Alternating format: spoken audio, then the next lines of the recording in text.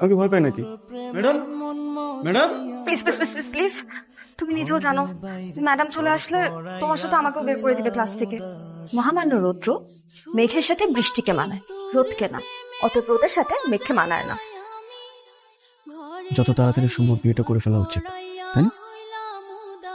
আর আমারও তো বয়স হয়েছে, আমার তো আমি আমি তো অলরেডি প্রাপ্তবয়স্ক। বিয়ের শাদীটা মনে হয় করাটা খুবই ইম্পর্টেন্ট হয়ে দাঁড়াইছে।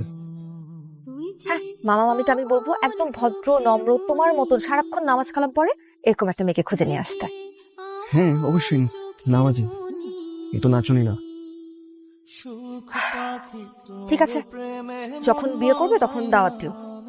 আরে কালকেই তো বিয়ে। রুদ্র, মামা মামি তো কিছু বলো না? আরে মা বাবা তো কিছু জানে না, আমি বিয়ে করবো তো কিভাবে যাবো? আরে বিয়ে কাকে, কার সাথে বিয়ে তোমার? তোমাকে। আরে ফাইজলামি করতেছো, জুতো চাও এখান থেকে। আর আমি কিন্তু জানি তুমি আমাকে মনে মনে অনেক পছন্দ করো, শুধু বলতে হবে। মিস্টার রুদ্র, নিজেকে নিয়ে উচ্চ মার্গীয় ধারণা পোষণ করা ভালো, কিন্তু ভ্রান্ত ধারণা পোষণ করা ঠিক না। আরে কই যাইতেছো? থাকো, বসো, একটু কথা বলি।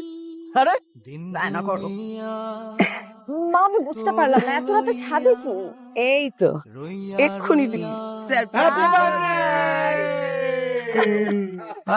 Happy birthday to you. Happy birthday to you. চল।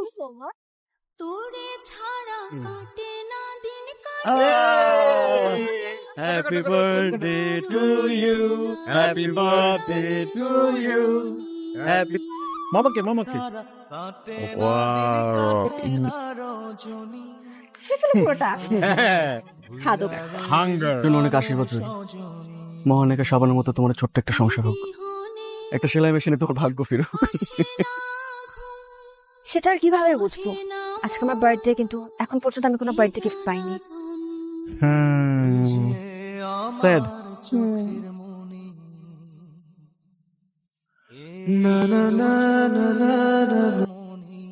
কি সমস্যা? সমস্যা? আমার তো কোনো সমস্যা নেই, আমি সেই ক্লাস 6 থেকে তোমাকে ভালোবাসি, তুমি তো কনফিউজ। আমি মোটেও কনফিউজ না, আমি একদম ফিক্সড, লাউড এন্ড ক্লিয়ার। আমি তোমাকে ভালোবাসি না। তোমাকে ভালোবাসো না? আমি তো আর ভাবলাম কালকে রাত থেকে তুমি আমাকে 5G স্পিডে ভালোবাসবা। রুদ্র, তুমি যদি আমার মামাতো ভাই না হতে তাহলে এতক্ষণ ইফটিজিং করার অপরাধে হাজতে থাকতে। ও, ছেলেকে যদি ভালো লাগে ছেলেটা হিরো, আর যদি ভালো না লাগে তাহলে ভিলেন। তুমি কি ভিলেন? তোমার কি পছন্দ?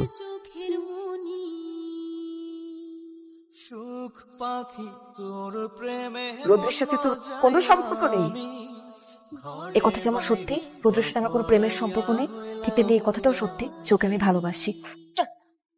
সবাইকে আমি মেনে নিতে পারবো, কিন্তু রৌদ্রকে না। অন্য যে কোনো মেয়েকে মেনে নিতে পারলে মেয়েকে কেন না? আর ছোট লালন পালন করছো, করো নি? তুমি ওকে সবচেয়ে থেকে বেশি ভালোবাসো, আর তুমি তো সবসময় প্রশংসা করতে, তাহলে ওকে বউ হিসেবে মেনে নিতে তুমি কেন পারতেছো না? কেন তোমার অপছন্দ হইতেছে বলো আমাকে। তোর প্রশ্নের জবাব দিতে আমি বাধ্য না।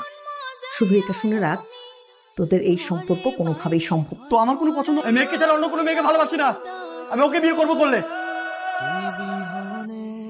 কেন এসেছ? মেয়ের সাথে দেখা করতে। তুমি বললেই তো আর তোমার সাথে দেখা হয়ে যাবে না। এই বাড়িতে তুমি এরপর আর কখনো আসবে না। আমরা এরকম কি করছি? আমাদের অপরাধটা কি?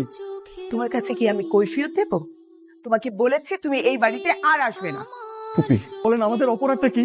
আমরা কি করছি বলবেন না? তোমার আর মেঘের সম্পর্ক কখনোই সম্ভব না। তোমরা যে ভুলটা করেছো সেটার প্রায়শ্চিত্ত তোমাদেরই করতে হবে। আমি প্লিজ ফুপি, প্লিজ। তুমি না বলতে মা রুদ্রের মতো ভালো ছেলে হয় না? তাহলে এখন কি হয়েছে মা? মানুষের জীবন তুই যেটা বুঝবি সেটা হচ্ছে আমরা তোর আসল বাবা মা না। মা রুদ্র এখনো বোধহয় খুব বেশি দূর যায়নি। আর তোমার সব হিয়ালি কথা রাখো তো মা, আমাদেরকে একটাবার দেখা করতে দাও। মূল কথাটা হচ্ছে আমরা তোর বাবা মা না, তুই আমাদের মেয়ে, এটা ঠিক। কিন্তু কারা জানো পলিথিনের মধ্যে পড়ে ডাস্টবিনে ফেলে রেখে গিয়েছিল। এদের কোনো সন্তান ছিল না, সেজন্য আমরাই তোকে আমরা তো তুলে নিয়ে এসেছিলাম মা। এই সত্য শুধু আমরা ছাড়া শুধু তোর মামা মামি জানে, দুনিয়ার আর কেউ জানে না মা। আমি মালা বলে ডাস্টবিন থেকে কুড়া পেয়েছি, কিন্তু ও তো মানুষ, তাই না? ওরা তো তোমরা কুলো পিঠে করে মানুষ করছো, মানুষ করো নাই। আর কোনো মায়ের গর্ভেই তোর জন্ম, তাই না?